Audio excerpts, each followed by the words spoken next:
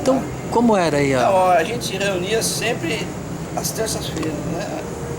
2 da tarde, o pessoal vinha, tinha jornalista, cantor, curiosos, né? Murilo veio uma vez. Murilo, o Antenor Gini Silva veio, Rubens Garcia, que era cantor, e a gente ficava aqui até as 4, 5 da tarde conversando sobre música. Um trazia partitura, outro trazia uma gravação, um disco. qual o período que foi? Desde quando até Começou em 75. O pessoal se juntava aqui na ladeira, né? E o padre, ele via o pessoal ali, né? E falou, poxa vida, por que vocês estão aqui no meio da rua, né? Por que vocês não vão ali no pátio, reserva um lugarzinho para vocês vêm. E desde 75 o pessoal se juntou aqui. Quantas pessoas se juntavam? Umas 30, 40 pessoas. Sério? Era bastante gente. Foi diminuindo com o tempo, né? Sim, mas chegou a isso. Quando que encerrou? Então tinha, eu acredito que uns 5, 6 anos foram os últimos, né? 5, 6 anos. Mas até 10 anos ainda tinha bastante gente. Então tinha o J.L. Ferretti, que era um grande pesquisador, né? Um cara que conheceu Gonzagão, Manuel Monteiro, um bocado de gente, né? Da velha guarda. Tinha o Gambardella, o Antônio, o Paulo Iabuti. O Paulo Iabuti era nosso. Ele era um anfitrião de várias coisas, Paulo Iabuti. Ele fazia inclusive uma gincana uma vez a cada 2 meses na casa dele. Baseado no programa do Almirante, né? Porque ele colocava um disco pra tocar, né? E depois E você tinha que identificar o cantor, qualquer coisa. A matriz, Ele frequentou. Número, essas coisas. E ganhava prêmio, era uma competição mesmo. Ganhava prêmio. Ele Eu frequentava. ganhei umas vezes. Ele frequentava o programa do Almirante, né? E disse que ele ganhava metade do salário que ele ganhava como advogado na prefeitura, metade desse valor ele ganhava no programa do Almirante. Então, Assíduo. não, e tanto que ele acertava, né? As perguntas e tal. E eu lembro uma vez que eu fui e tocou uma música de uma cantora, né? Erudita e tal. E eu fiquei em dúvida. Aí eu perguntei para o nosso amigo, que era expert, né? No assunto. Eu falei assim, é essa aí que é aquela que eu tô achando que é? Ele falou, Bidu. Aí o São Paulo colocou, né? Eu falei, Bidu Saião, ele colocou o ponto. Eu falei, ufa, essa foi soprano. Soprano. Então era muito bacana a Pérola, né? Que era uma colecionadora muito bacana. Eu não conhecia. Não? O Moisés Miguel. O Moisés Miguel, sim, o Moisés Miguel eu conheci muito. Aliás, o que fim deu a coleção dele? Que mal me pergunte, que ele tinha uma coleção fantástica, ele comprou a coleção do Edmundo.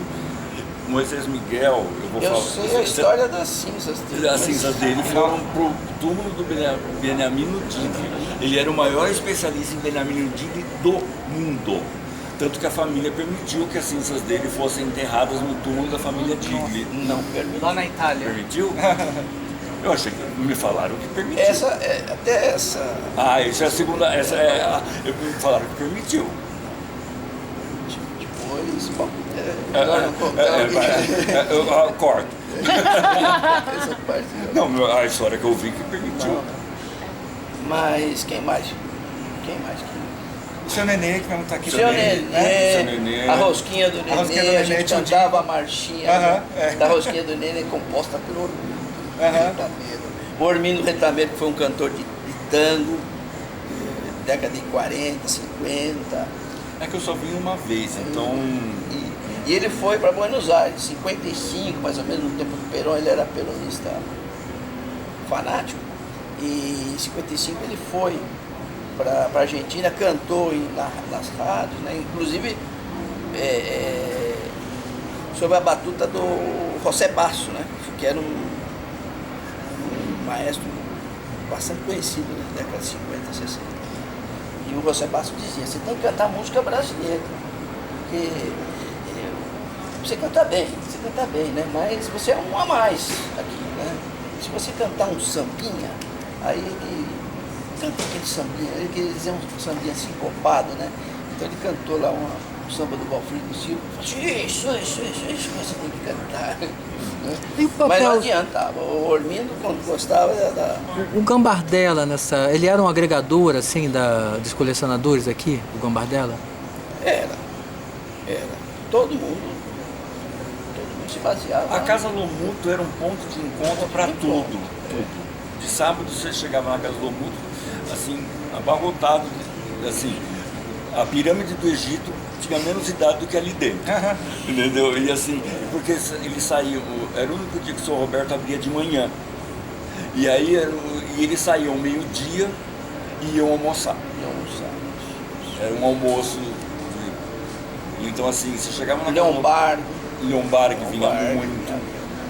vinha muito e todos os colecionadores. Então assim, você chegava na Casa do Mundo, era impossível você comprar alguma coisa no sábado, porque era tanta gente, e o Sr. Roberto ficava às vezes irritado, o Sr. Roberto tinha um mau humor de vez em quando. O Sr. Roberto era mau humor. Ele tinha um mau humor assim característico, né? Então se ele começava a ficar muito estressado, ele começava a soltar coice, né? O agregador era o Paulo Yabuti. O Paulo Yabuti era aqui, assim, que abraçava todo mundo. O Paulo Yabuti era mais docinho. O Sr. Roberto, assim, comigo nunca foi, mas assim, tinha algumas pessoas que às vezes irritavam ele, o coice vinha certeiro, né? Quem tinha mais? Mas aí então você encontrava, cada um trazia um disco, é isso? Trazia um Não, gramofone? aqui, exemplo, a vez que eu vim tinha um gramofone desses... Gramofone não, como é que se chama aqui? Grafonola de Uma maleta, grafonola, toca-disco de maleta. e aí estavam tocando as pessoas que fizeram os discos estavam escutando. E Mas no escutar e começo se conversar. negociava. É? No começo se negociava. Ah, era para vender também. Sim. Aham. Mas depois passou a vir coisa só mais os social, amigos. assim, né? Os amigos vinham, traziam uma coisa e tal, né? Mas tinha muito colecionadores. E uma dúvida que eu Tinha o tenho, Brasil. por exemplo, eles foram morrendo aos poucos, né? E os outros foram ficando com as coleções, porque isso seria muito importante. A gente não, tem muita gente que a gente não sabe com quem foi algumas coleções. Por exemplo, Moisés Miguel, eu frequentava a casa dele lá no Sumaré, já foi lá na casa. Assim, era um quarto, mais ou menos desse tamanho, cheio de estantes e tudo mais, estantes como eu fiz no meu agora, assim, você entrava no meio das estantes e assim, era lotado. E eu lembro que assim, eu conhecia a coleção do Edmundo, que foi um outro que frequentou, o Edmundo que fazia umas fitas pro seu Roberto, não sei o que lá. E quando o Edmundo morreu, o Edmundo tinha muitos discos muito bons. E quem comprou essa coleção foi o Moisés Miguel. Sabe assim, mas assim, eu não sei, por exemplo, que fim deu a coleção do Moisés Miguel, que era uma coleção fantástica, mas a família, por exemplo, do Moisés Miguel é uma família de posses. Ele foi secretário de não sei do que, do governo de São Paulo. Então ele, assim, ele morava no Sumaré, numa casa bem legal. Agora eu não sei o que foi feito da coleção, mas assim, a coleção dele principal, ele tinha muita coisa brasileira, muita coisa mesmo, que ele pegou a coleção do Edmundo, mas o forte dele era o Gide. Ele tinha absolutamente tudo. Paixão. Tudo. Ele falava, botava um disco do Dig e ele chorava. Ele chorava de emoção, assim, era a grande paixão dele. Conhecia a família, conhecia o filho do Gide. Ele conhecia tudo, e assim, e sabia tudo do Dig. Agora, ele tinha muita coisa fantástica, agora ninguém sabe o que aconteceu. O seu Roberto, quando faleceu, ele já não tinha nenhum disco. 78, ele foi se desfazendo. O seu Roberto foi assim, um caso que ele colecionou várias vezes. E por problemas financeiros, o seu Roberto sempre foi muito, assim, ele era um trabalhador comum e nunca teve dinheiro. Então assim, ele era representante comercial, né? Ele ia muito no Rio de Janeiro. No Rio ele conhecia o Almirante, às vezes ficava na casa do Almirante, né? E ali ele começou com a coleção dele. Né? E aí o rapaz, o senhor que era dono da Lumuto, ficou doente, né? E ele comprou e deixou de ser representante comercial. Mas ele me falou, não sei, assim, que ele falou que já teve umas 2 coleções bem... Ele falou que uma vez ele estava andando aqui na Liberdade,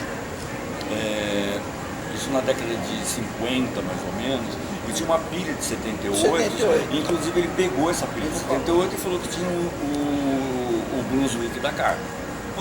Nossa, tinha o Brunswick da carne. Só que isso ele vendeu na década de 60 ou 70, porque a mãe teve muitos problemas de saúde, ela ficou na cama acho que uns 15 anos ou 20 quase.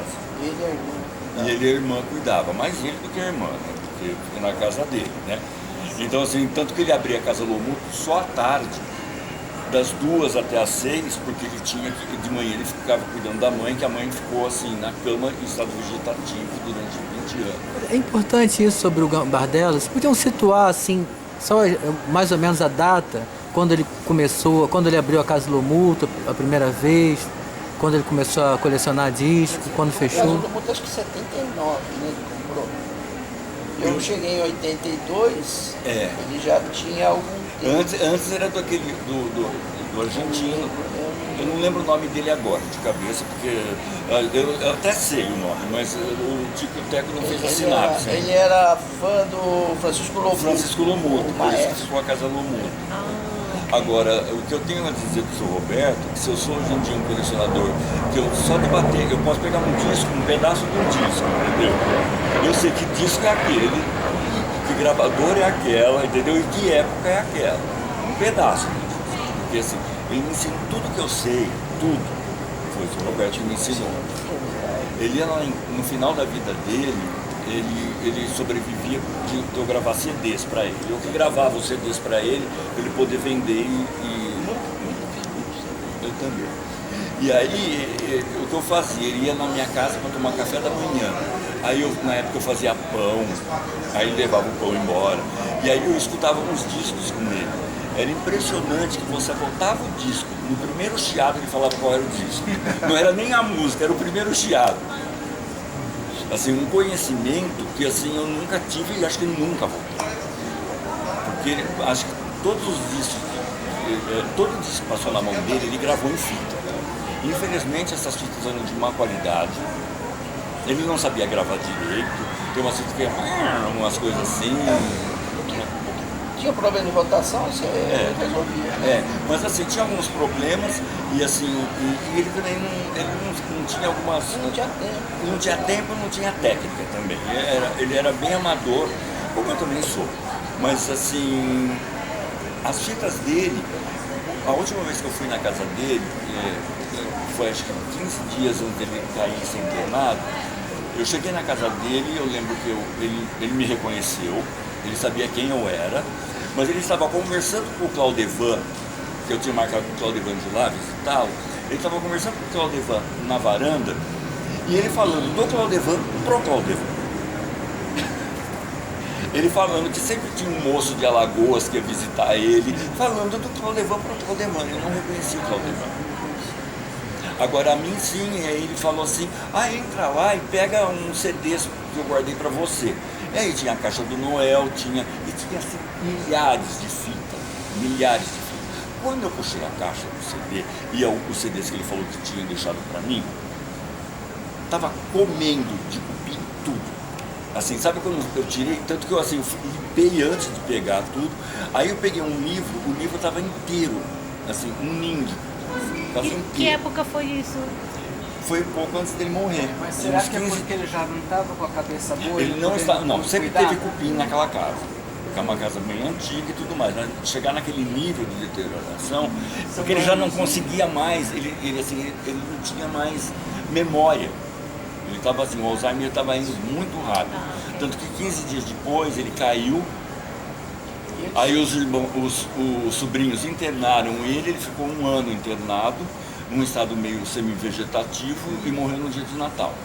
Agora eu não lembro a data certa, porque... Mas ele teve consciência de se desfazer de algumas coisas. Algumas Ele me chamou e falou assim, olha, isso aqui você vai levar. Eram os 3 livros que o Alfredo Pescuma fez sobre o irmão, né, sobre o Arnaldo, e dois livros da RCA Victor, né, das gravações, das gravações e tal. Ele falou, olha, leva, porque eu sei que vai estar em boas mãos e tal. Ele já tinha noção.